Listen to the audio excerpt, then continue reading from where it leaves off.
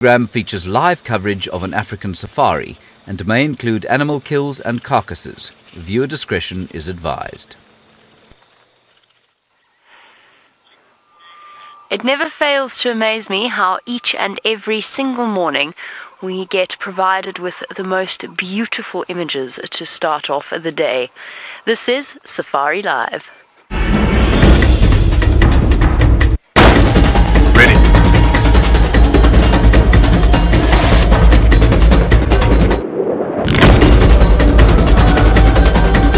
Standing by.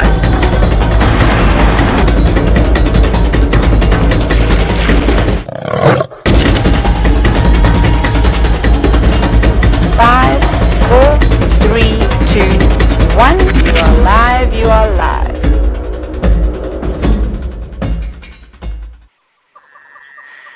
A very good morning to all of you and welcome to the Sunrise Safari, where it is the break of dawn out here in South Africa, which means we get all of the night creatures going to sleep and all of the daytime creatures waking up, and all of the in-between creatures doing their own thing at various stages. And we're starting off our morning with this absolutely gorgeous Verreaux's eagle owl, the nesting pair that we so frequently see in this particularly massive jackalberry tree.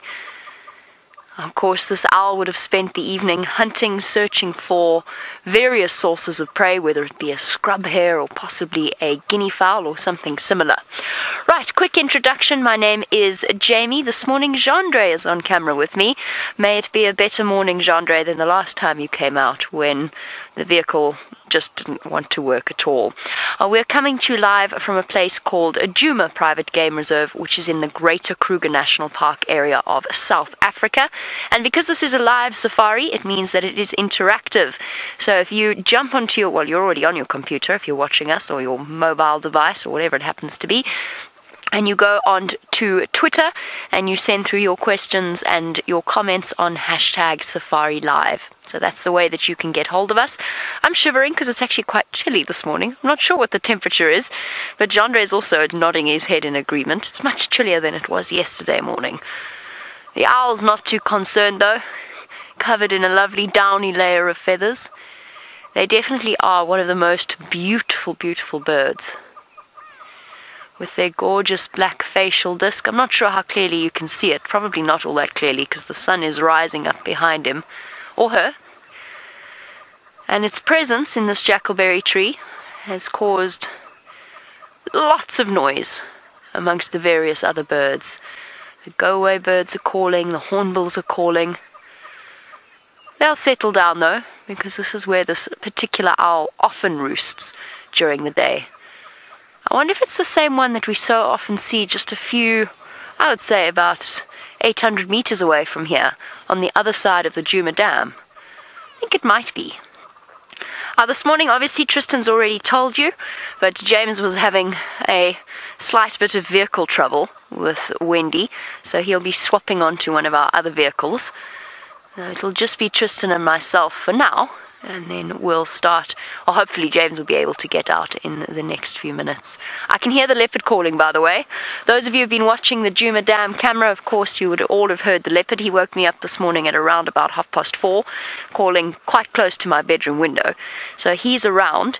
I think the vehicles will find him, so I'm not rushing out to try and get him on foot, especially because if it is Tingana, the dominant male leopard of this area, first of all, I'm surprised to see him here, because yesterday, at the end of the sunset safari, I watched him going completely the opposite direction.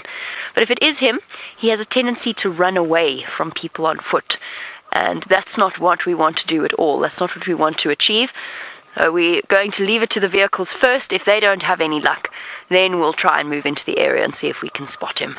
So we'll stick with our aerial predator for this morning. We're going to continue on and try and walk somewhere different on Djuma today. I wonder what on earth Tristan has planned for you on this beautiful morning. Good morning everybody and welcome to our Sunrise Safari. As Jamie said, my name is Tristan. On camera today I've got Craig, Batman, and we are looking for this leopard. So we've got call from Rexon and Jamie to say that the leopard was calling somewhere around Chelapan. So we're trying to get there as quick as possible and see if we can't pick him up before he goes southwards towards Twin Dams and on to Little Gari. I'm sure it's Tingana. This is a normal route that he walks. So without further ado, let's mush our way down that way. So it's going to be a bit of a Ferrari safari for the first few minutes as we rush our way down there to try and see if we can't find him while he's still calling. It's much easier to find a leopard when it's calling than it is when it is quiet. So this is the time of the day when they will call. So Kirsty says that some of you saw Tingana on the Nest cam and not the Dam cam. Well, thank you very much for that. And remember, you can keep sending through any questions that you have, or if you did see anything else and you have a time at what time you were seen on the Nest cam, you can send that through to #SafariLive on Twitter. And for all our new viewers, you can interact with us on that same handle. So if you want to say hello, if you're a new viewer, or you want to ask any questions, don't feel shy. There are no silly questions at all. Now, we will also have a school drive this morning between 7 and 7:30 Central African time, and so we'll answer some of their questions too. So if you are a new viewer, welcome as well, and I hope that you'll enjoy your safari with us. Now I see the sun is going to be coming up shortly, which will give us much needed relief from this fairly chilly weather. It's about 60 degrees Fahrenheit this morning. Right, now we're going to race along and try and see if I can't find this leopard before he gets to the southern boundary. And while we do that, let's get across to James Henry, who's looking at the sunrise. I'm looking at the sun. Good morning, everybody, as I look at the sun. A very frenetic start for Sebastian and I today. We had to swap cars. Can you believe it? Wendy, naturally enough, gave up as we drove out of the garage. Now, we're as live as Jamie and Tristan, so talk to us, #SafariLive. I shall introduce myself shortly once we've stopped looking at the glory of the sun. We shall come back to the slightly less glorious picture of my visage. And I think, much like Tristan and Jamie, our objective for the morning will be to see if we can't find the leopard that was yelling around here about 4:30. My name is James Henry.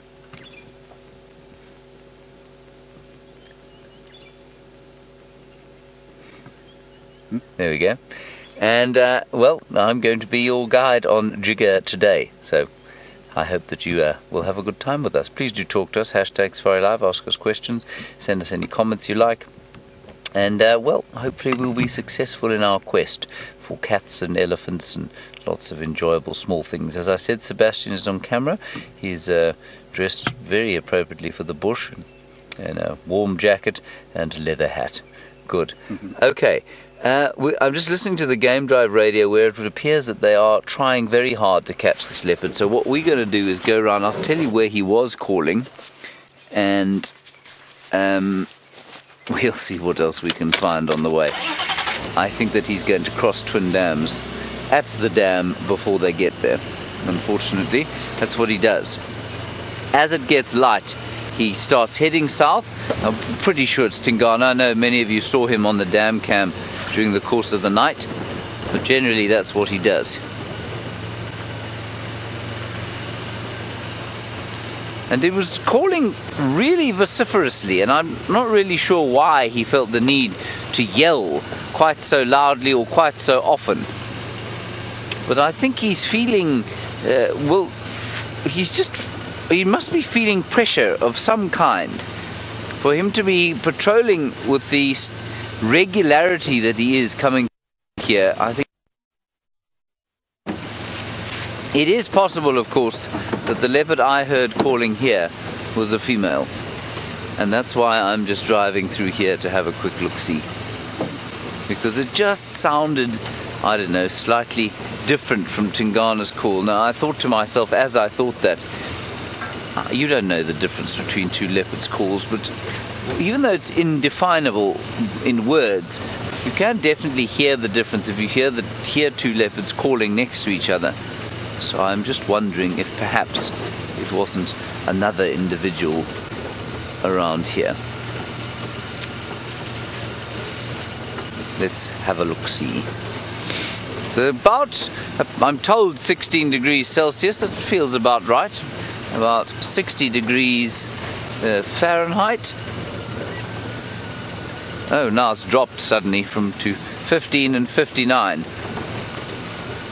how it dropped as the sun came up. That's interesting.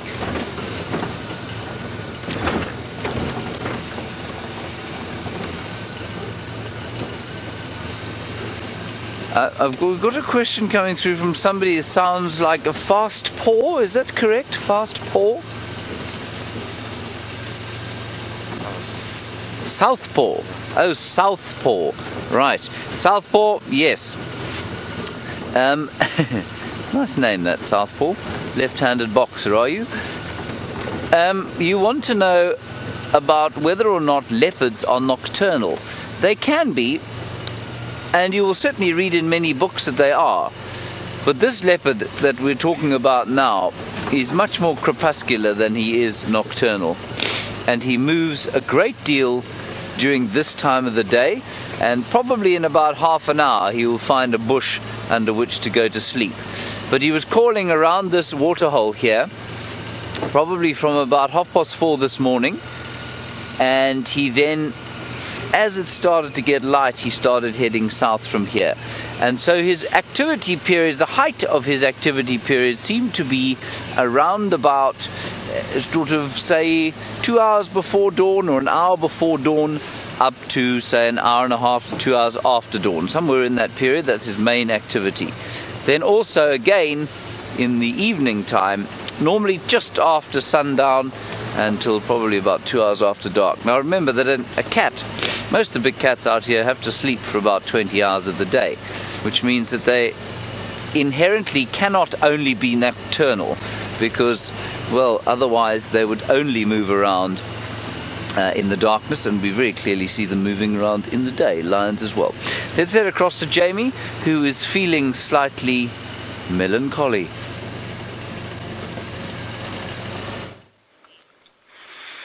I'm feeling slightly blue, like the egg in front of us. Isn't it very pretty?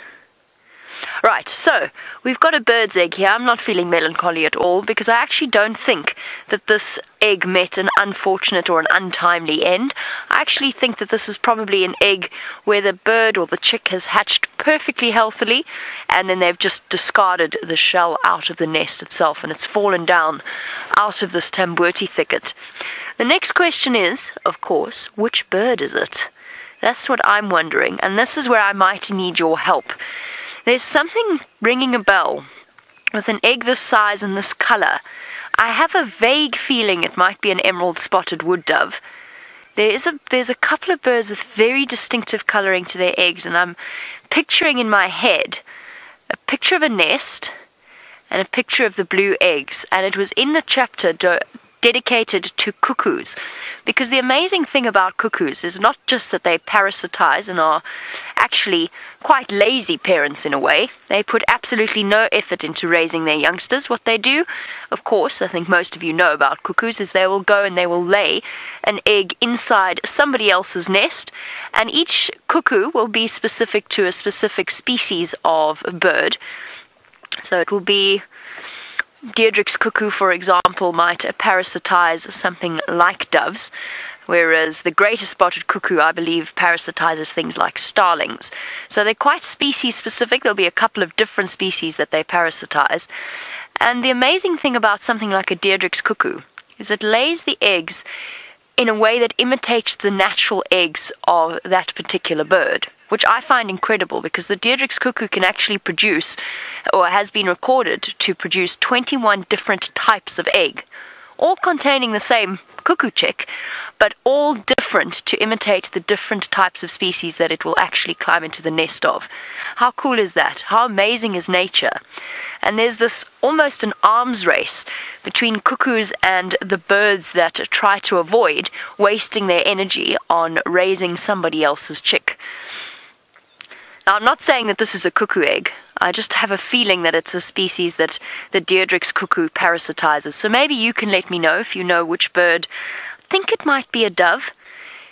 I think it's a little bit too large for a flycatcher. Rebecca, you say maybe a starling egg. You could be absolutely right. I don't think I've ever actually looked at a starling egg, so I don't know what color it is. So if Google is suggesting that starlings lay blue eggs, I mean, they are such beautiful blue birds, it almost seems to fit, doesn't it, when they're in the bright sunlight.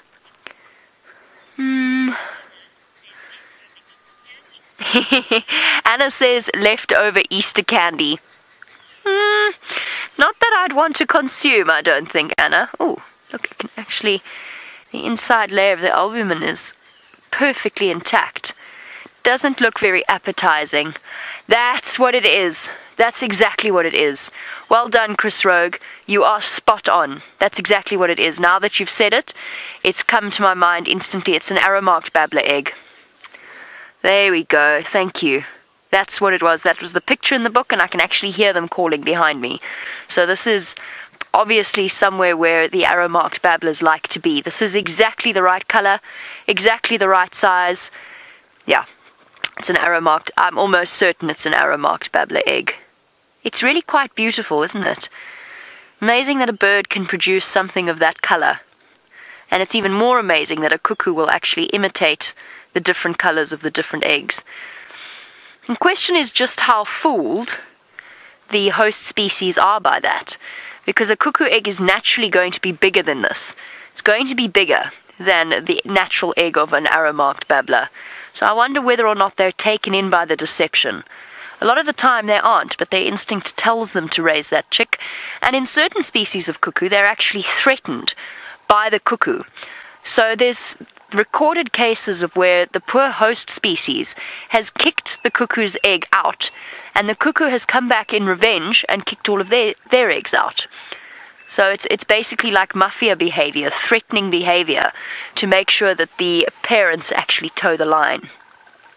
And there you go. An arrow-marked babbler egg. I'm almost certain that that's what that is. Well done, Chris.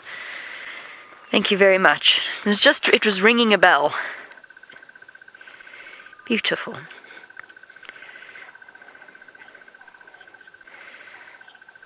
Okay, I'm going to leave this pretty little jewel in the bush where it belongs. Tristan is searching for, well, I wouldn't call him a pretty little jewel, but he's still on the search for Tingana.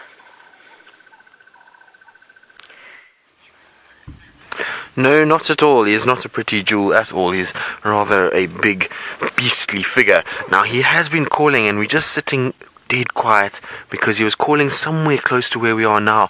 It seems like he's walking somewhere between the Mulawati and Twin Dams Road, and he was calling and calling and calling, and now he's gone quiet just when we needed him to call that one last time to kind of reaffirm exactly where he was. But he's somewhere just ahead of us, and it sounds like he's coming slowly southwards. You can see it's not exactly sort of open here, and that's what makes it a little bit tougher to actually hear where he is. So I've just been sitting and listening to the morning sounds and trying to see if we can't find. It actually seems like he's moving away from us now, so I'm going to just try and see if I can't go around a little bit further. But it does seem like he's moved away. He just called again right now, but it sounds like further away than it was to start with, which is not ideal. Now, we're going to try and see if we can't find a better way to get to where he is, and while we do that, let's go across to James, who I think has got a heron. We have got a heron. We have just also heard Tingana calling way to the south of where we are. We're sitting at Vuyatela Dam at the moment, and so hopefully Tristan will have some luck there. What a very pretty little scene. And our heron, of course, is looking for frogs. The odd fish, if it can get it. He's calling all the time, that leopard. He's obviously feeling some sort of pressure from something or other. I really enjoy watching these chaps. Look at the dainty way that their feet move and how their toes bend up with the water to make as little wave as possible. And they're very, very sensitive. They'll feel any movement in the mud underneath those feet, and then with a quite astonishing reaction speed they will stab down into the water with that beak and grab the frog or the fish that has been disturbed by their feet. So although it looks like it's just sort of walking around aimlessly, there's nothing aimless about it. Ooh. What do you see? I don't know. Maybe he saw the water monitor. let's keep watching. Huge excitement at the waterhole here. Blacksmith lapwing oblivious to the bottom right. Yes. Geese, middle of their morning constitutionals, cleaning, shouting at each other. Let's go back to the Heron and see what he's so worried about. And you might just be able to hear the barred owl in the background.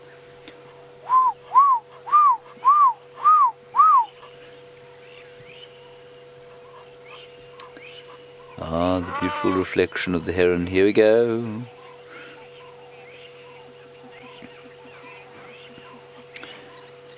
Good morning, Aaron in New Zealand. You're wondering what my favourite heron species is, Aaron?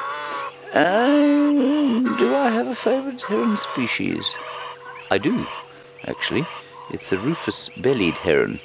I really enjoy the rufous-bellied heron. Its colours are just so very pretty. Gold and maroon and blue. Now, the Egyptian geese are having a fight with each other because that's what they do. They fight with each other non-stop. They cannot get it in their heads that marital bliss should be devoid of such conflict. Instead, they sit and yell at each other all day long. And one wonders why on earth it is that they insist on being monogamous when clearly they don't like each other very much.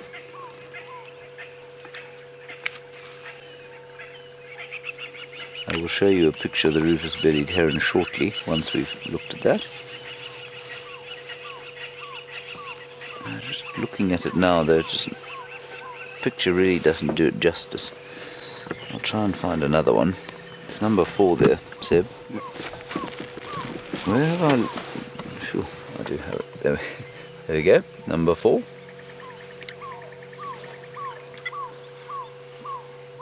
That's it.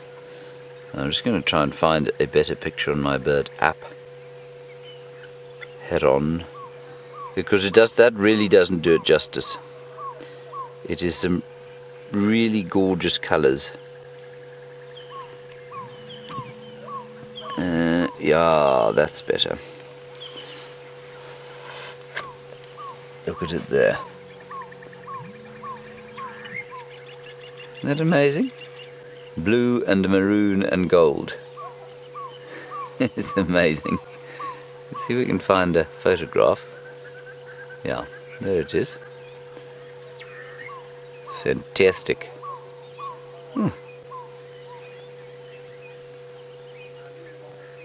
Right, I think that's enough of... Oh, and there's its egg, which looks like an egg. Right, well, as we hack around here for little bits and pieces, as per usual, Leo Smith up in the Mara has managed to find big game on tap.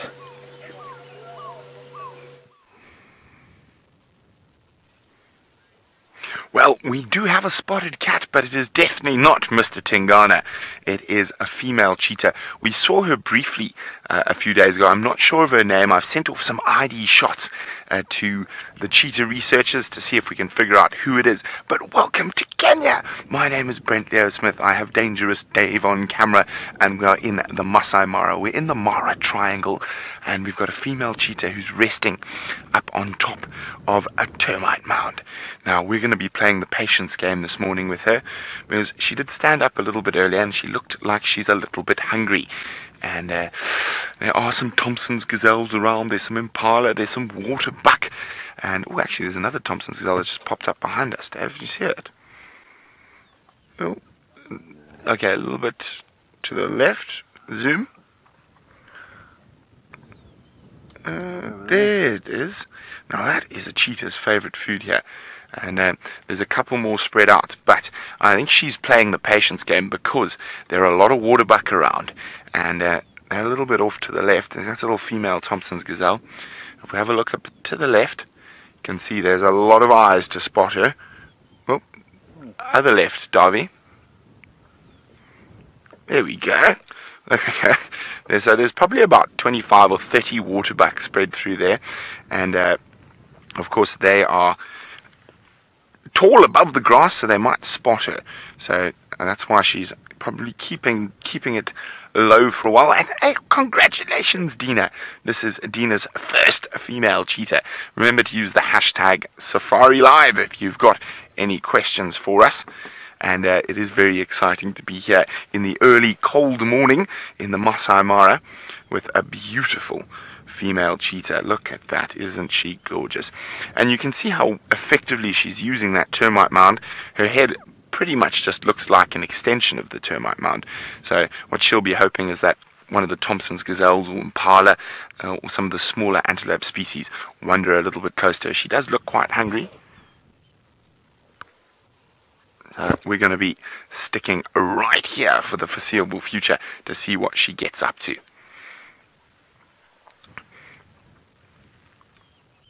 Look at that.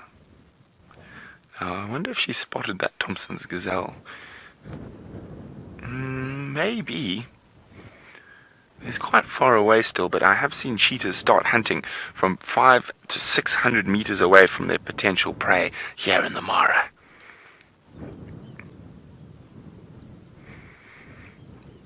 Morning, Daniel. Daniel's wondering, is there a time difference between Kenya and South Africa? Indeed, there is. What is the time here now, David? It is 8 o'clock in the morning here, or 5 to 8, so it'll be 5 to 7 in South Africa, so we are an hour ahead. So not too bad.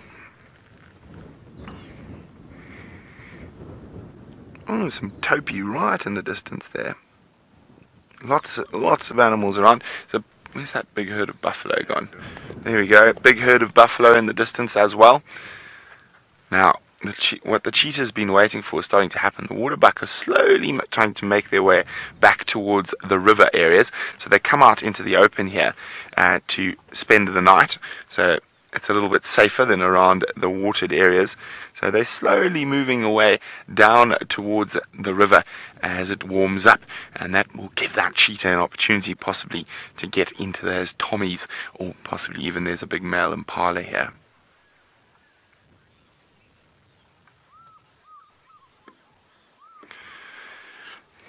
Three Shoe is wondering, what is the cheetah population like in the Mara? Well, for the whole Mara, I'm not 100% certain just yet. There's that big male impala, oxpecker and rufous-naped lark next to him.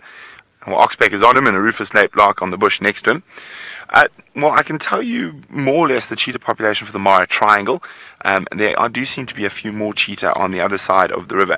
But Mara Triangle, this is what I know for certain. I'm still waiting and collecting data to make sure I don't tell any fibs.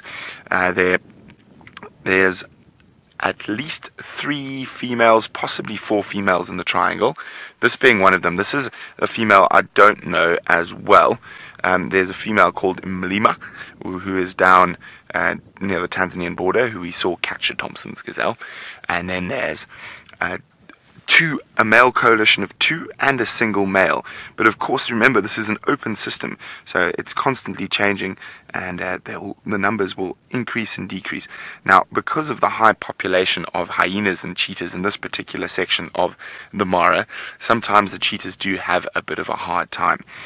On the other side, there's just as many hyenas and lions, but there also are areas where the lions and hyenas don't spend as much time, and you tend to find a few more cheetah in those areas. But I'll have to wait till I get all the data in to find out how many cheetahs exactly. I'd probably guess there's probably 60 to 70 different cheetah in this area. Now, Lady Starfire is wondering, how often do cheetahs feed? Now, again, like with most predators, it all depends on what they ate last. But I'd say, and especially in this area, because even if she kills something, we're in core North Clan hyena territory. Oh, how often do they breed?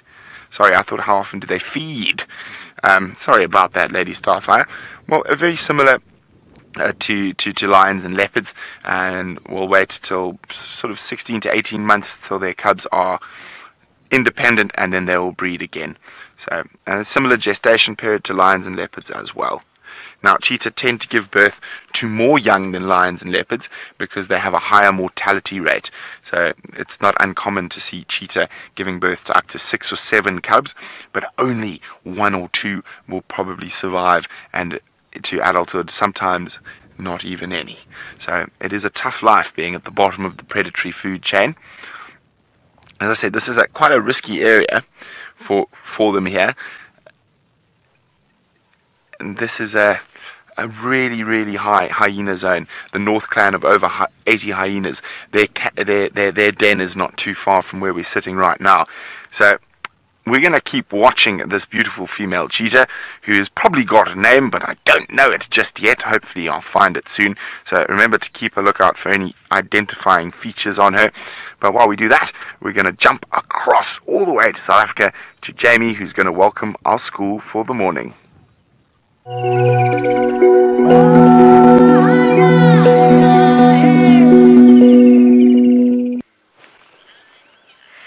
And a very warm welcome to the children joining us this morning.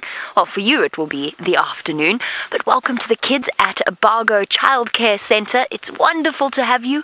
I hope you're all very, very excited to be out here in South Africa with us, looking at amazing animals.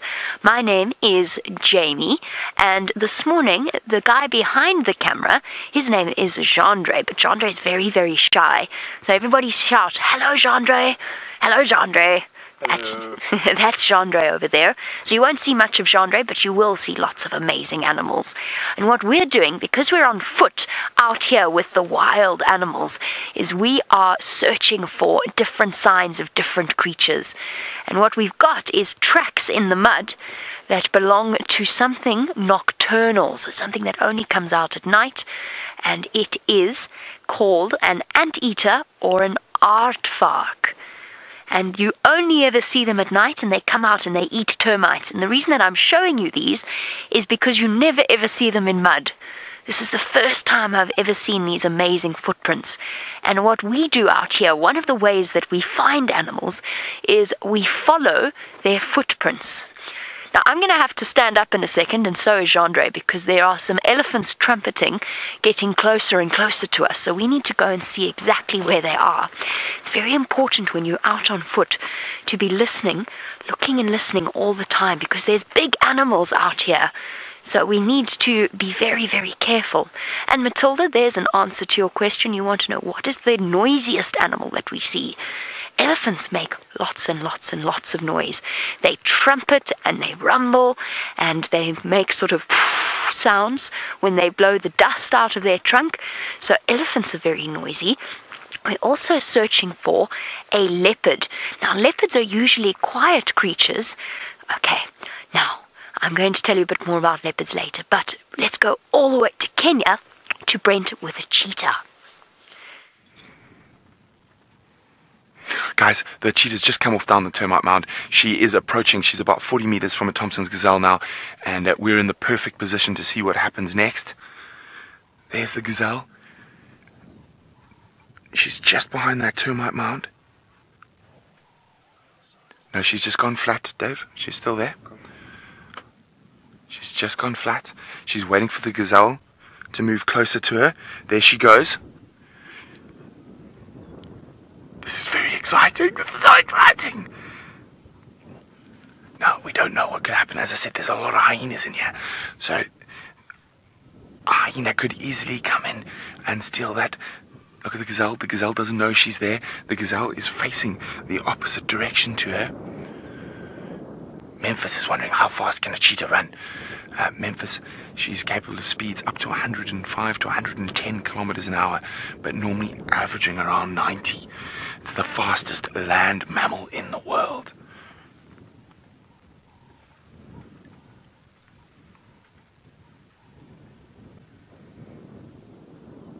So that gazelle is slowly moving towards her.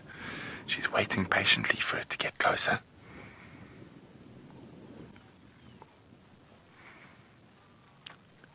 There we go. It's turned its back to her. She's going flat, flat, flat in the grass.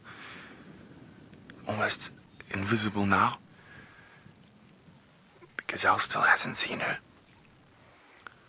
Gazelle's moving away a little bit though. Almost like instinct is kicking in, knowing that there's something not quite right. We've lost sight of the gazelle. It's gone behind some bushes, but we're just going to stick on where she is.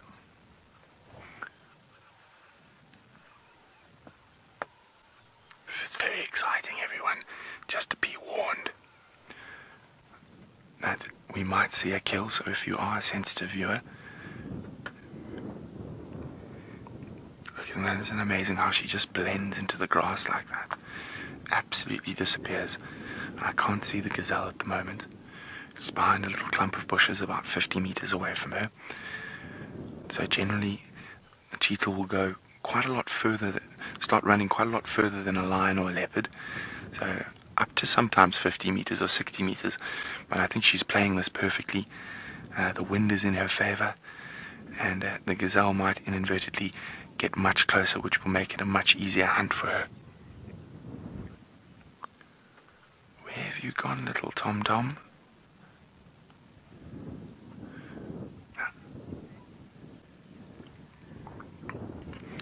Cooper is wondering, can cheetahs jump? They can. They're not nearly sort of as jumpy as a leopard, for example, but they can jump quite high, probably around up to nearly 2 meters, I guess. Oh, the Thompson's gazelle's popped out of the side of that bush. She's a little bit further away from the cheetah than she was now, but it looks like she's lying down. Oh no, she's up again, the gazelle. She's starting to move a little bit closer to the cheetah. Do you see the gazelle, Dave? Come a bit wider. There's the gazelle. There we go. She's on it. Look at that speed. Oh, she's missed. She's given up. That gazelle, the Thompson's gazelle, is one of the quickest animals in the world. And of course, the cheetah is the quickest. But that time, I think the gazelle wandered right onto her, gave her such a fright, she didn't quite know what to do. Wasn't that absolutely riveting? Oh dear, flop down. Well, let's go get a bit closer to her. Unfortunately for her, that was a miskill. But she is looking quite hungry, so I think she might hunt again just now. And there are different Thompson's gazelles around, and that was quite just one by herself. So I'm trying to see if the other animals noticed. Ah, yes, the other animals have noticed. All the waterbuck heads are up, and well, we're going to see if we can get a bit closer to her. And while we do that, let's go across to Tristan with something very tall. Well, isn't that exciting watching that cheetah run? Very, very exciting, and I'm a bit jealous of Brent. Now, yes, we have something very tall and very strange looking. It is a big male giraffe, and he's just in the morning sunshine having a nice feed. Now, my name is Tristan, and on camera today I've got Craig, and like I say, we're with our giraffe to see what he gets up to. It's that time of the day where we'll find lots of the animals will be looking for food. So you'll find there's going to be this giraffe is going to go along to each tree and look for food as it goes. And a giraffe has to eat very specific type of plants. They have to eat certain trees because they are the ones that have the most nutrients that allow them to survive. So it is a very warm welcome to the school as well that's joined us this morning. I'm very glad that you're with us, and I hope that you're having a wonderful day and that you're going to enjoy your safari. And isn't it exciting that you got to see a cheetah already, and now this big male giraffe? And isn't he beautiful? Look how he's walking into the sun. He's got the sun in his face, which is going to be really nice, keep him nice and warm. So, Chantal, you're wondering how long a giraffe's tongue is. Well, a giraffe has got a very long tongue. The tongue is almost 30 centimeters long, so very long tongue, and that allows them to then get their tongue around these thorn trees and eat all the leaves around the thorns and not put their eyes in danger. Now, I'm going to try and keep up with our giraffe because he's walking away from us, so we're going to try and quickly just go around. The road is not far away, and so we'll be able to find him fairly shortly. Zachary, you're wondering what giraffes eat? Well, Zachary, giraffes will eat leaves off the trees. That's what they love. They'll also eat flowers every now and then, and seeds. They like seeds, and they'll go to the trees, and when the trees have little pods on them, then they'll try and eat those seeds. So they love all those kind of things. And a giraffe has got a very, very special type of way that it eats. It's only got a very small stomach, and so that means it needs to find a certain type of food that's got lots of nutrients in it in order for it to survive. Now we're going to try and see if we can't find a better way to see our giraffe, and while we do that, James has found something just as large but a little bit more grey. Good morning, everybody. We've got a beautiful herd of elephants here, and they're not very happy. I don't know why, but they're walking quite quickly and watching us. Isn't that a spectacular scene of them moving across the road in front of us? Oh, there's a little one, a little baby. This one is coming very, very, very close. Oh, this is very exciting. Look how close it is. Only about 3 feet. It's not very happy with us. I don't know why. We just have to be a little bit careful here.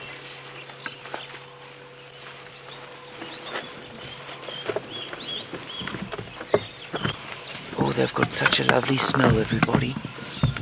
Elephants smell like smoky horses. A little bit like smoky horses. I don't know if you've ever smelled a horse before. And the reason I say they're not very happy is that they are just a little bit uneasy. They don't look like they're relaxed.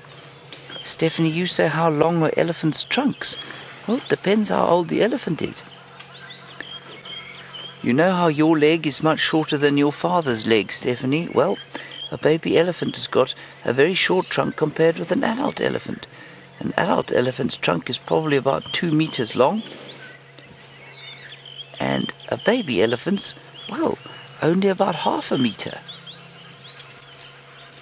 Now, I know you're very little, and so meters probably don't mean a lot, but you might like to say, Stephanie, that a baby elephant's trunk is about half the length of your father's arm, and a big elephant's trunk would be about the same length as your father. Isn't that amazing? Now, Trooper, you're wondering how fat an elephant is. Well, it's the same as with people. You know how some people are fat and some people are thin? Well, it's a little bit like that with elephants, but not quite the same. You'll find that they're not very fat at all. In fact, no animals out here are very fat, and that's because there's no chocolate, no cake, no biscuits, no sweets for them to eat out here. They've only got vegetables, and if you only eat vegetables, you will never get fat. And that's what these elephants do. They only eat vegetables.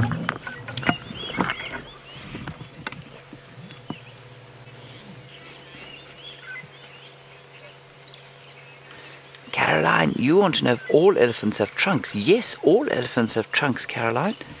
If an elephant didn't have a trunk, it wouldn't be able to eat, it wouldn't be able to drink, it would be like you not having a nose. Can you imagine not having a nose? It would be awful, wouldn't it? Let's carry on. They've just gone around the corner here. I'm going to see if we can catch up with them just round here. Oh, Harrison, you're obviously from a place where it gets very hot, and I think you are. It's there in Australia. You say, do elephants like to play in the water? Harrison, they like it probably as much as you like playing in the water. They love to play in the water, but only when it's very hot.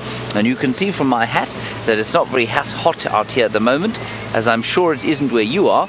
It's going into winter now, isn't it? And so it's just a little bit cold, but still, in the middle of the day, it sometimes gets quite warm, and then they will go swimming in the water. Oh, before we catch up with the elephants, there's a very special bird in this tree.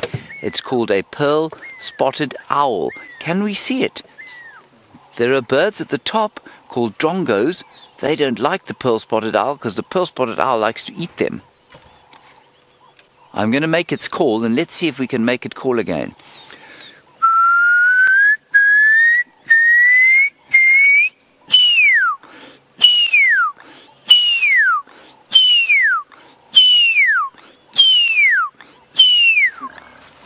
You got him there? No, I think I do.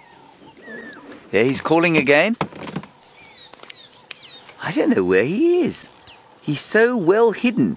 He's got perfect camouflage.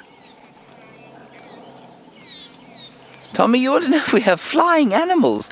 Well, these are animals here. They're birds. They're animals and they can fly. We also have bats. Do you know what a bat is, Tommy? It looks like a flying mouse. We've got those. So we've got bats and we've got birds out here. Those are our flying animals. But I'm afraid I cannot find the pearl-spotted owl. And you know, those drongos are very clever at pretending to be pearl-spotted owls, so maybe that's what we heard. Sometimes they will make the call almost exactly the same as the pearl-spotted owl. It's really very clever.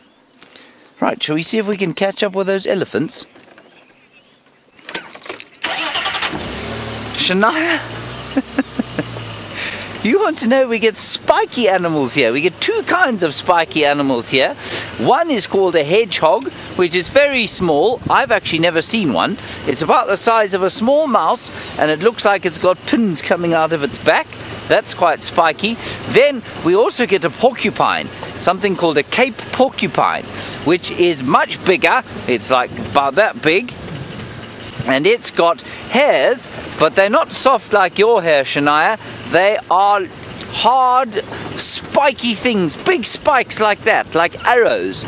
And that stops predators come from trying to eat them. Because you don't like to eat spiky things. Well, it's the same with anything that tries to eat a porcupine or a hedgehog.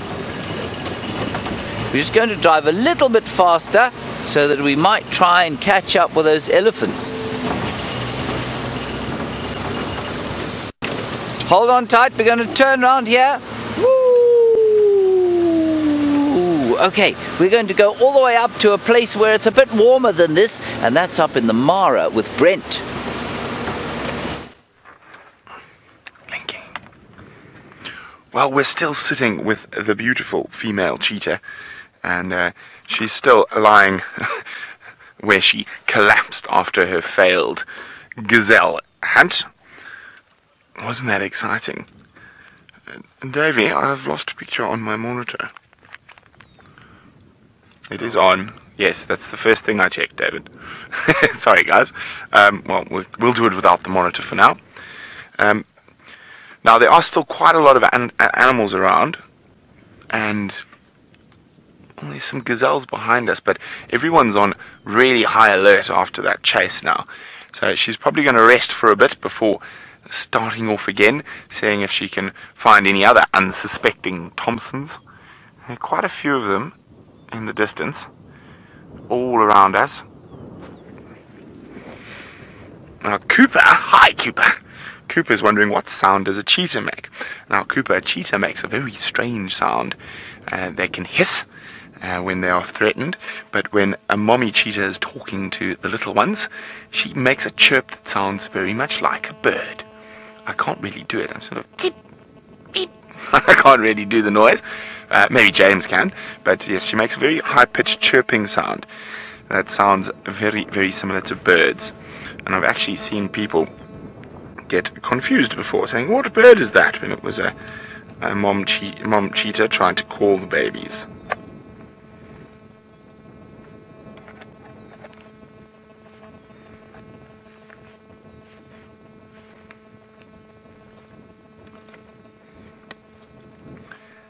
Oh, she's up a little bit again, but everyone's onto her at the moment. If we have a look, the topi are on top of termite mounds staring down at her. There's a topi there. Oh, haven't quite seen her yet. I don't think they might just be looking in the area where she stopped. Now, Thompson's gazelles are beyond that. Well, I've lost sight of them in the long grass now, but there were a few around. Ah, there they are. A little bit to the left of the furthest left waterbuck, Dave. You can see the tommies there.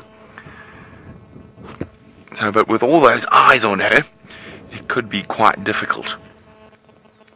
Oh, she's up.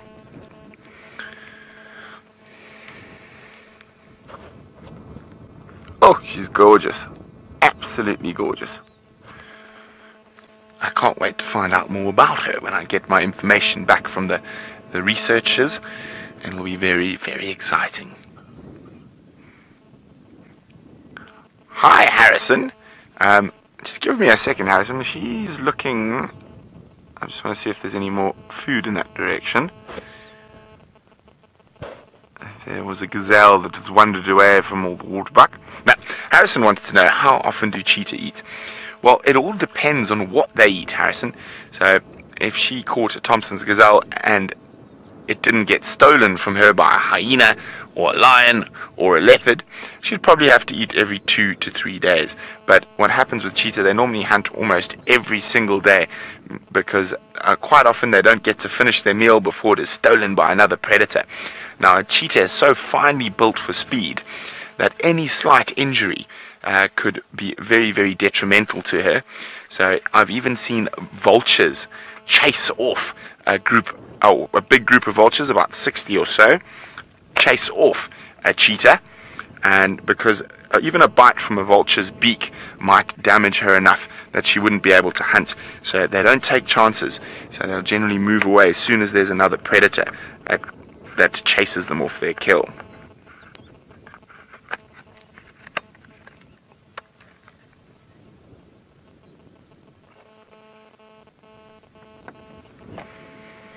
I'm thinking she might move away from this area.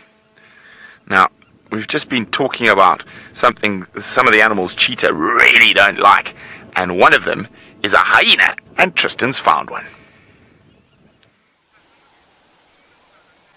Well, there goes our hyena. Unfortunately, it's disappearing into the thicket, so it's just run across the road and away from us. But it seems like it's found something that it wants to go and look for. It's been running all the time, and like I said, crossed the road and into there. And there's also a wildebeest over here. So Craig, I don't know if you can see him just on the other side of the water there. There's a wildebeest coming down for a drink. So there we go, there's a canoe. Now, hyenas at this time of the day are looking for any signs of food. They'll often go and try and scavenge, and they'll steal from things like cheetah or leopard or lions. And so you'll find that they're quite active now. As it gets a little bit warmer, they're going to go to sleep. But our wildebeest, you can see, is not very worried about the hyena, because it's just one hyena on its own. If there were lots, it would be a little bit more nervous. So, Boston, you're wondering if we have crocodiles. Well, yes, we do, Boston. There are not very many of them, but we do have. And they all sit in places exactly like this. They use these dam areas that we have, because we don't have any really big rivers here that they can live in. And they'll live in these dams, and then they wait for animals like this wildebeest to come down and drink, and then they'll be able to catch them. So you'll find that they spend a lot of time in these kind of waterholes. Where Brent is in the Masai Mara, there are lots and lots of crocodiles there on the river, and they wait for the wildebeest. When it's in June, July, August, the wildebeest start to come to the river there, and they want to cross the river to get to better food, and then you'll find that they go after lots and lots of the wildebeest, and the crocodiles get very, very big there. But here, not nearly as many crocodiles as where Brent is. But you can see this is the time of day when lots of animals will come to drink. So you'll find elephants, the giraffe, wildebeest, lots of different animals. They use these hours when it's still cool to come down and have a good sort of drink. And then they're going to go find somewhere where they can find shade for the day when it gets very hot. And isn't it nice with the reflection? Very pretty. Now this is a male wildebeest, and we know that because he's all on his own. Crystal, you're wondering if we see hippo. Well, yes, Crystal, we do see hippos. They are around, not in this particular waterhole, but I'll try and see if I can't quickly get to another one where we do see hippos quite regularly. They are around in lots of the different waterholes that we have in dams, and so we do see them fairly often. But the hippos are now going to be in the water. They're going to spend their time in the water now. At night, they would have been out feeding, so some of them might even still be busy feeding now, because it's quite cold this morning, and maybe, just maybe, they might be going back towards the water, and we might get lucky and find one. Now, we're going to carry on and see if I can't find those hippos for you quickly. And while we do that, let's go across to James, who's still with the very big elephants. Well, we managed to find them again, everybody. Here they are. And they're coming through the bushes. And I don't really want to go any much closer because you could see they weren't very happy last time we saw them. But I'm hoping that they will do like they did last time and come closer towards us. Now look what they're eating. They're eating trees. We had that question about why or if they get fat or how fat they are. You can see too many vegetables for them to get fat, everybody. Oh, look at their tusks, just sparkling there in the sunshine. Those tusks are like your teeth, just like the front teeth that you have. Nevea, you're wondering if I've got a favourite animal. I do have a favourite animal, Nevea. My favourite animal is something called a wild dog. Now, the closest thing you have in Australia to a wild dog is a dingo. But we don't have dingoes here. We've only got wild dogs. And they are beautiful colours. They are brown and black and white. And they look like they're sort of specially camouflaged by nature. And I like them because they're friendly to each other. And they look after the little ones and they look after the sick ones.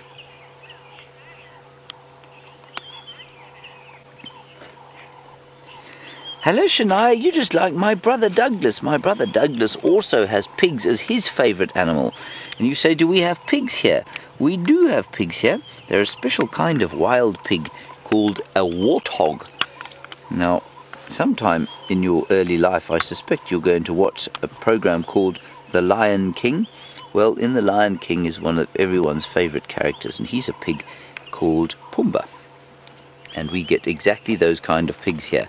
They're called warthogs, and they've got great big tusks, a little bit like this elephant, but they're quite friendly. I think we should maybe move a little bit forward, because I think there are going to be some elephants coming into the sun just a little bit forward from us. Let's just sneak slowly forward. It looks to me like they're much more relaxed now. I'm sorry, Caroline, I started the engine too quickly and I missed your question. Oh, you want to know what the smallest animal we see on safari is? Well, oh, there they are. It's not the best picture in the world, but we'll just wait and see what they do from here. Caroline, the smallest mammal that we see on safari is probably something called a bushveld gerbil. This is a very tiny little thing that looks like a mouse. But remember that even insects are animals, even mosquitoes are animals, and the smallest animal that I've ever seen on safari is a very tiny little fly.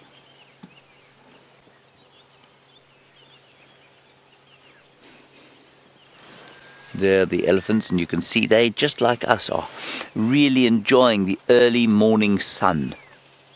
It's so nice to be in the early morning sun because it just starts to feel so warm.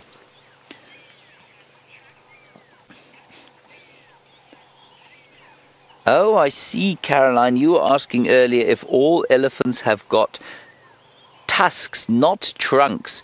Yes, in fact, no, not all elephants have got tusks, Caroline. That's a very good question.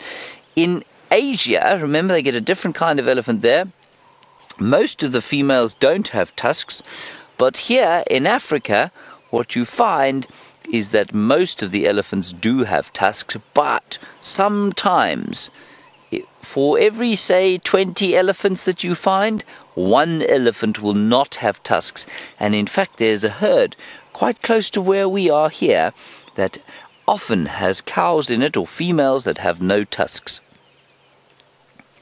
But the tusks are very different in size. Sometimes they're very big, sometimes they're very small, sometimes they're thin, sometimes they're fat.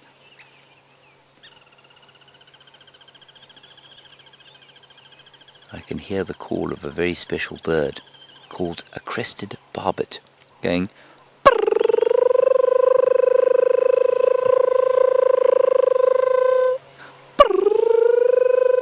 It's called the alarm clock bird, and you can see why it would be called that. There it is. See, can you see it there? It's just on that deadish tree. It's. Let me If you just zoom in. No, not that one. Just go to the right and up. This one? And right a bit. Oh, I think I've got him. Okay. There he is, middle of frame. That's him there, everybody. Look how pretty he is. He's yellow and red and black and orange and white. And that's called a crested barbet. All right, everybody, I hope you have a wonderful day at your daycare centre, and that you play lots of games and think about the animals here of Africa. And, of course, I hope that you go and see some of the animals that you have there in Australia, which are very fascinating indeed. We're going to say goodbye to you, and the rest of you are going to get on to walk with Jamie.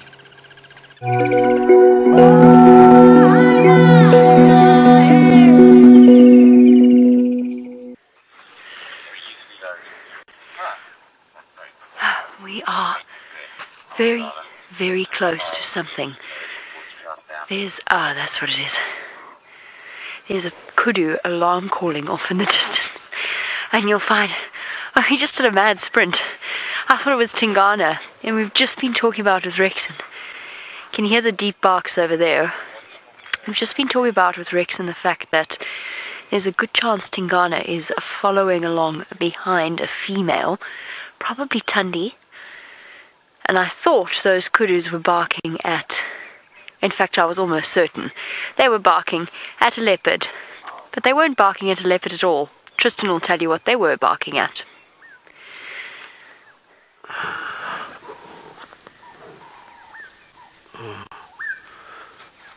Can you hear cursed? Because I can't. Sorry, so my radio pulled out a little bit there, but look what we've got. We've got mating lions. Well, looks like mating lions. It's definitely one female and one of the Birminghams. Now, I can't tell which female it is yet, but this is a big surprise. We were busy tracking Tundi and Tumba, who are also in the middle of Djuma and walking around in this area, and we heard a kudu alarm call, and I thought it was for Tundi and Tumba, and we came back and we managed to see these lions walking through the grass. So I'm not sure who exactly it is just yet, but this is so cool to see, and it's such good news that we're starting to see the lions back on Djuma. It looks like Tinyo from far of the Birminghams, but the female I'm really not sure just yet. I wonder if it's not Amber Eyes or one of the Nkuhumas. Let's just see when they come out. It looks like one of the Nkuhuma lionesses. It does look like the one with the spotty nose. It's difficult behind that branch. But it does look like the Nkuhuma female with the spotty nose. And I wonder if maybe some of the other Nkuhumas aren't here as well. I know that there's been tracks of them up and down, and another pride of lions was just found up in Buffels's Hook, and so I wonder if this just isn't some of them. But really, really great news to see, and I'm so excited that we managed to find them. Now I see the Birmingham Boy is coming, so it looks like just the two of them, and this is really very exciting. I wonder if they're not going to go towards Treehouse Dam. But that does look like Tinyo.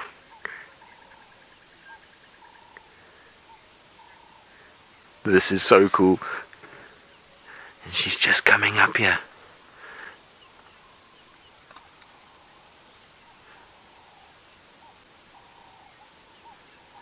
You can see they're still watching these kudu, so just now you would have heard the kudu barking, and they would have been making this sort of almost dog-like sound, and that was them just shouting at these lions. They saw the male walking. The female looked like she was quite interested in stalking, but unfortunately, when you've got a big clumsy Birmingham boy following you, it makes life a little bit more difficult. Now, he's just laid down again. I think he's watching where she goes, and I'm hoping they're going to come out of this horrible thicket that they're in, because it's not very easy here, and it's certainly not a place for a vehicle to be able to negotiate very well. But I am going to try and see if I can't reposition a little bit so we can get a better view and see exactly which female it is. Now, if any of you out there got a good look and were able to sort of ID this female, then you can let me know on #SafariLive. So let's see how we go with her. Craig, did you see where she went? Now the trick is, when you've got a male and female lion like this, is always to stay with the female, because the male will follow wherever she goes. She's the sort of most important part of the whole process, and so you'll find wherever she moves, he'll often then be close behind her. Now I'm just going to try and see if I can't see where she went. She was somewhere here around this termite mound, but it looks like she's going to go into this sort of horrible thicket and drainage section. No, I can't see her. I think she's gone further down. But let's see if we can't get a view of him then in the meantime.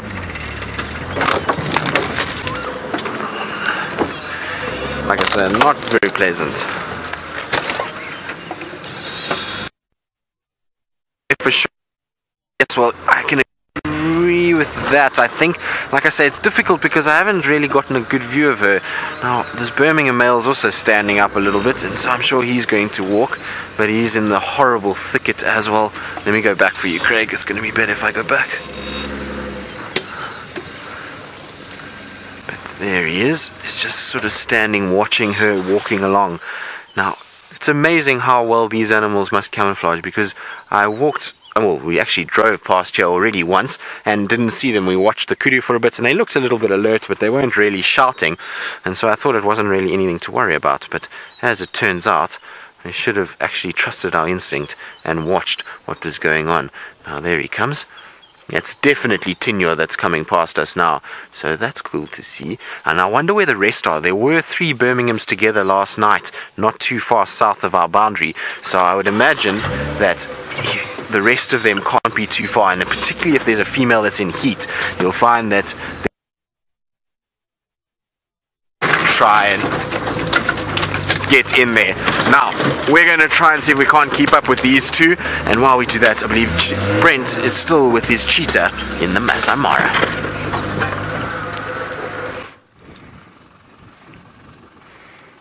Well, lucky for this cheetah, there's no lions about at the moment. We actually were going to go try look for Scar, but we got sidetracked by this beautiful cheetah this morning. Remember, this is 100% live from the Masai Mara in Kenya, and you can ask me questions, or James, or Tristan, or Jamie by using the hashtag Safari Live on Twitter.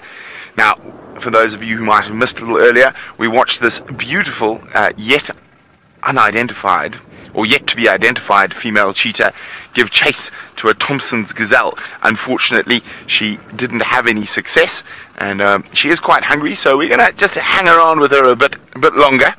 I've been keeping a careful scope on the horizon, seeing if there are any other unsuspecting Tommies wandering in, but so far, not yet. But it is very chilly and very windy this morning, and I've got so chilly, Dave thinks I'm being a bit silly, but I'm cold, so I've put my shuka on. It's so lovely and warm. Morning, Lee.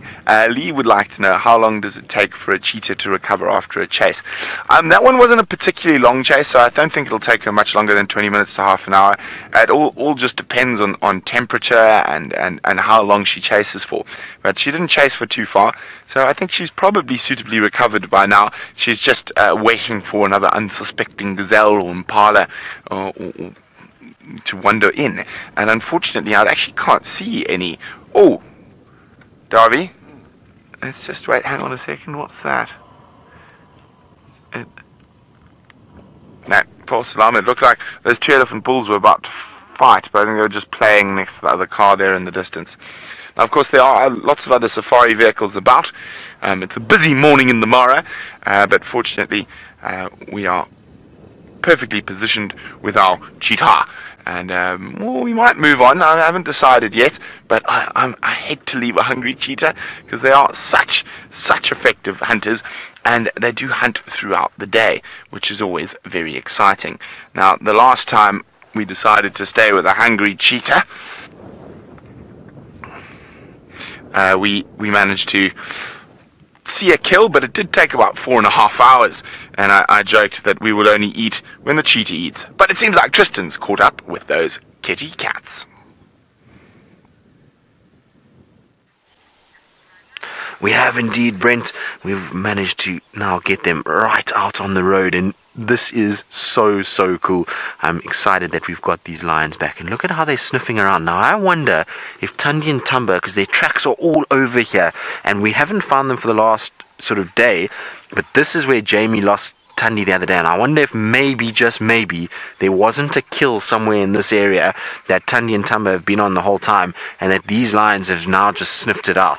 But let's see, because the female in front is also, she's definitely noticed something.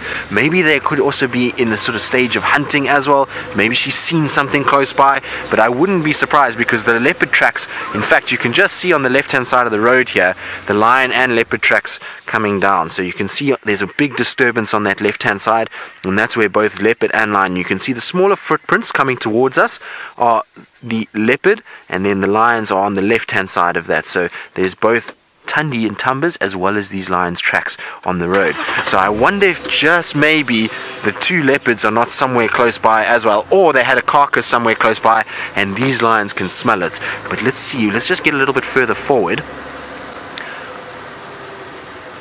And so from no lions over the last few weeks, now all of a sudden we had the Birmingham Boy, Nena the other day, now we've got the Nkuhuma, looks like an Nkuhuma female, and a Birmingham Boy coming through as well, which is a great sign. As I was just saying to Craig now, if we've got the females coming back in, that's always encouraging, because that will bring the males back. And if the females are here, oh, look at this, he's going up onto the mound. There is a Lion King moment, if ever there was one. How's that, guys? There we go. That is as epic as it will ever get when it comes to seeing a male lion on top of a beautiful big termite mound in this morning light. That is fantastic. Hello, boy. And he's just watching her. Now she's watching something as well, and I wonder if he just didn't get up there to be able to just to see what's going on. You can see, look at her, look at how intense she is. Her ears are perked up. She's definitely got that body language that she's seen something that she wants to go and investigate further, and he's just watching her. So he's taking cues from her at the moment, and so she's the one that we need to sort of watch and see what she does. And I was thinking that she might come up the mound before the male did, but it seems she's seen something else. Well, Lady Starfire, you're wondering if we could see a lion hunt as well as this cheetah hunt that you've seen this morning? Well, it's very possible. You never know with lions, but they seem like they've seen something, so we'll just have to wait and see. We also had Tingana calling around this area as well, so there's maybe, just maybe, they've spotted another cat, or they are definitely going to go on a hunt. Let's see how we go. She's got her nose down and she's still walking slowly in the direction that she's looking. She's kind of just flanking off to our left here. Now it's going to be difficult for her if she's on her own, because the males typically get in the way more than anything else. So Chris, you're wondering if it's a lie that males don't hunt. If it is a lie, males hunt very, very efficiently. They're just not as good as hunting smaller prey animals than what the lionesses are. The lionesses tend to camouflage a little bit better, and so for things like impalas, zebras, wildebeest, it's a little bit easier for the lionesses. They don't have that big mane that stands out, and so you find that they'll be able to kind of get a little bit closer, and they tend to be a little faster because they're not actually as bulky as what the males are. The males tend to be very big, very bulky, and so it means that they tend to chase much slower animals. So you'll find they'll go after buffalo quite a lot, and these Birmingham boys are probably some of the best buffalo hunters out here.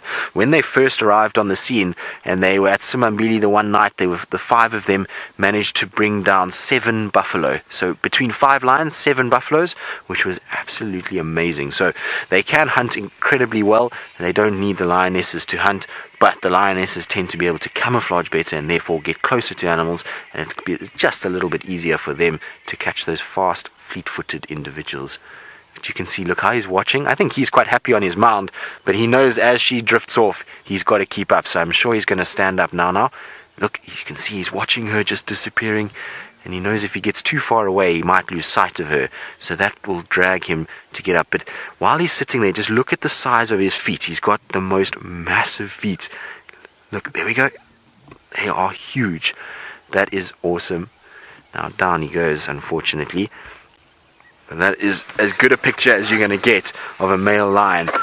You can see he's looking quite slim as well. It could definitely do with a meal. So what happens is, a lot of the time when they're mating like this, or in a sort of wanting to mate situation, you'll find that they don't actually hunt too much and they don't feed too much, so they'll take an opportunity if it comes their way, but it's not their primary goal.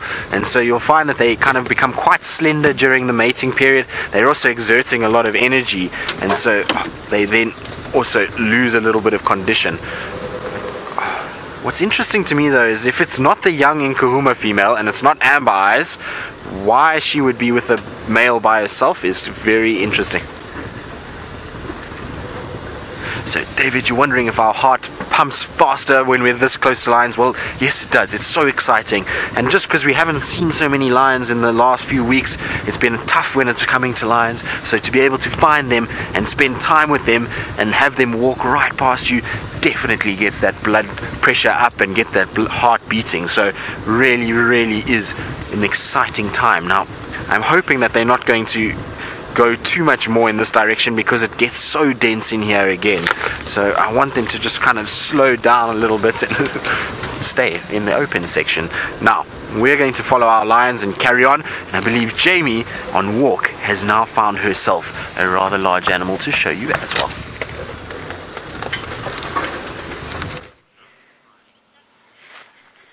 Here's the large animal. What does Tristan know that I don't? I mean, Jandre is quite large, and Rex is not small. I don't think I have a large animal to show you. I have a large pile of dung that came from a large animal, and I can hear James's dulcet tones not far away from where we are. What I actually wanted to show you, we're, by the way, searching for leopard now, since Tristan stole our alarm calls. Just have a look at this. This is actually quite sad. This has been rolled beautifully by a dung beetle, and I don't know what happened to said dung beetle. It's difficult for you to see in this kind of light, but I can actually see his tracks from where he was rolling it along, and he obviously gathered it up from this pile of elephant dung, rolled it along, and then something happened. And it could be anything. He might have been grabbed by a predator, perhaps this yesterday evening or last night. Maybe something like a genet or something, or a jackal came through. I can't see any tracks. Either way, the poor dung beetle has been snatched up and has abandoned his ball of dung. And I doubt at this point that it had the opportunity to lay anything in here. You can see it's covered in sand all the way around. That a whole process of, once the dung ball is rolled and patted down, then rolling it along, and it just picks up, because the dung is still wet, it just picks up the sand. It's not that easy to roll. He hasn't done a very good job. It's not round. Very compact. This is roughly the size of just a little bit smaller than a tennis ball. And it is very compact indeed. Now this probably won't get utilized by another dung beetle. It's not fresh anymore. I doubt anybody's going to come along and take it. It's quite cool though. Cool. Well, we found a ball. Haven't found a leopard yet though. I suppose I better leave it here. I was going to take it with me and then throw it at people, but apparently that's frowned upon as good genteel behavior. I'll just leave our pile of dung in the dung. Shame. I feel quite sad for that poor dung beetle. The last thing it ever did in its life, unless it just decided it didn't want it, but I doubt that. The last thing it did in its life was hard work. Pressed it into a ball. Violet, not that I know of, I don't think dung balls are used for anything by local people, except in a situation where the dung beetle larvae is inside of the dung ball. And dung beetle larvae are eaten in situations, not much anymore. It's quite unlikely that will happen very regularly. Maybe in places where people are really very hungry and they're struggling for food, and they're in particular struggling for protein, the dung beetle grubs do get eaten. So that's the only situation that I know of where the local communities might utilize a dung ball, and basically they'll just crack it open and take out the grub that's inside, and they'll eat that. Very good source of protein. It might not be the most appetizing thing to our tastes, but it probably works quite well as a diet supplement. And I don't know, I'll check with Rex and ask whether or not there's any way that, or there's any other uses for dung balls. I don't want to keep you away from the big cats for too long. They've been out to play this morning. Let's go back to Tristan and presumably a Styx lioness.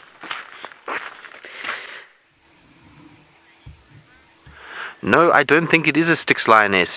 Looks like amber eyes to me. There's those deep amber colored eyes that are busy staring at us through the grass. So I think it's her.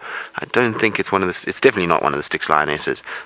So it looks like amber eyes indeed. Now, I'm sorry earlier, Jamie. I thought you said that I thought you had an elephant, not just its dung. So hopefully you will find the animal that left that behind, because otherwise I've sold you down the river completely.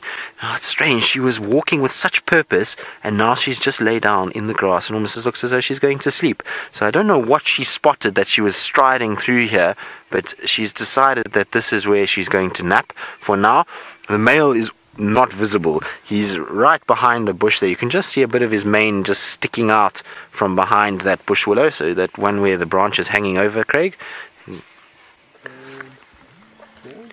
So now what's interesting is that Taxon says he's got the 5 in kahumas, but the Styx lionesses do not have eye colors like this.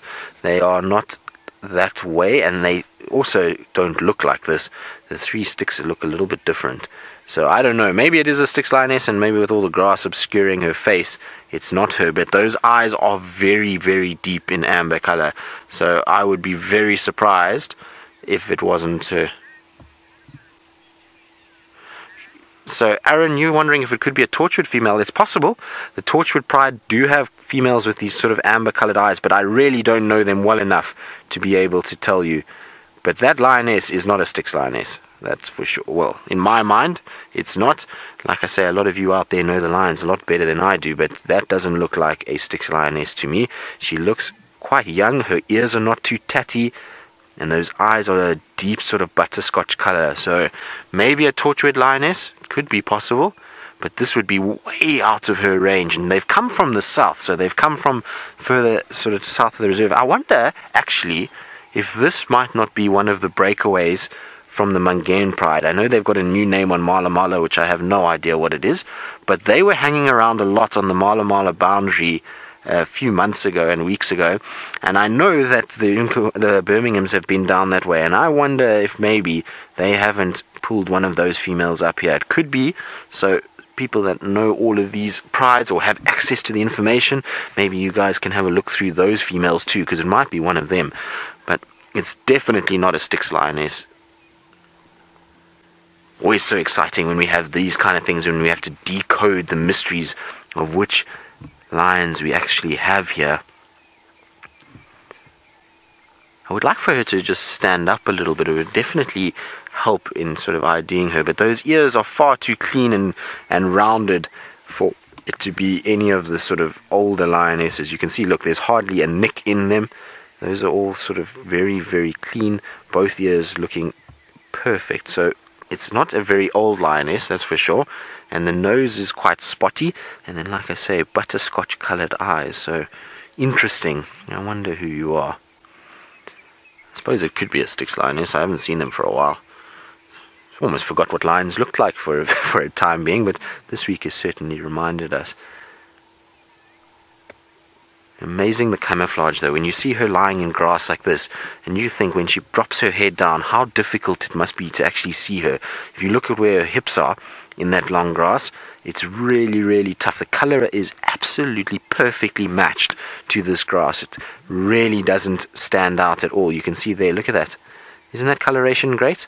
And so when she drops her head down, she just disappears completely in this. And it's no wonder we sometimes drive past these lions. If they're lying flat down with their heads down, it really is not easy to see them at all. And like I say, the male is behind her, but you won't be able to see him. It's very, very tough. So there we go. If you can spot the male in that, I'll be quite impressed.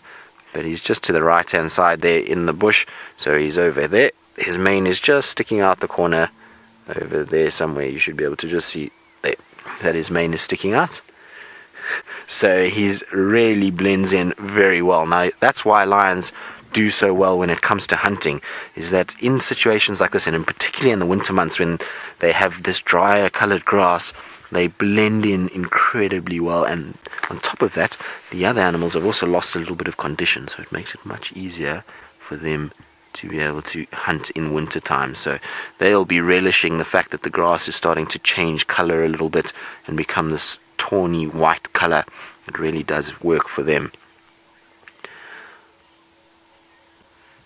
Now, it's definitely not a lioness from the Salala Pride, because I know those lions too, so I have no idea where this lioness could come from. It's not Amber Eyes. Now that I can see her kind of side profile, she doesn't have that same face that Amber Eyes has got, so it's definitely not her. Anyone's guess, really. Like I say, we'll have to do some searching. There's a bit of the whisker patterns there. For those of you that use the whisker patterns to ID the lions, then you can see what her whisker pattern is. So we'll have to try and decode the mystery. So a lot of you say you don't know. My guess would be it's either the Torchwood Pride or these Mangane breakaways that have been hanging around on Mala Mala. Those would be the two that I would kind of look at, and maybe we can find an ID for one of them. But the interesting thing is, like I say, is that they are very, very far south into Djuma, and they've come in from Weaver's Nest, Gari Main area, which is, like I say, right on the southern boundary, in all likelihood a Styx area. That's where the Styx hang around mostly. So it's strange that she's come from that direction. I would love to know where what the movement was last night for her to get to where she is. Either way, she's beautiful, and like I say, it's always exciting when we get new lionesses around that we don't really know. It's going to be interesting to see whether or not she sticks around.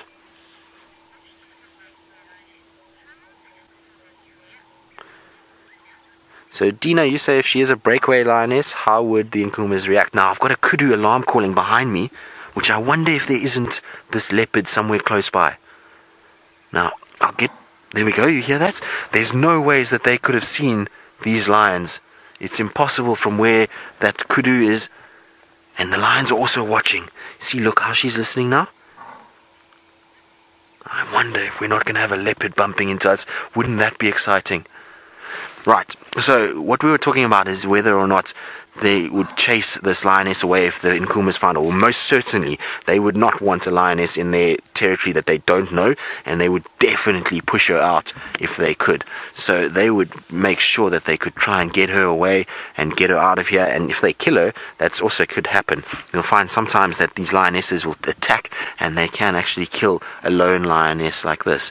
Now, I'm wondering why this kudu is alarm calling. I wonder if we shouldn't just quickly go and have a look. These lions look as though they're not going to go anywhere, so I'm going to quickly just go check where that kudu is alarm calling, in case it just has seen these guys. But it will be worth going to go and have a little look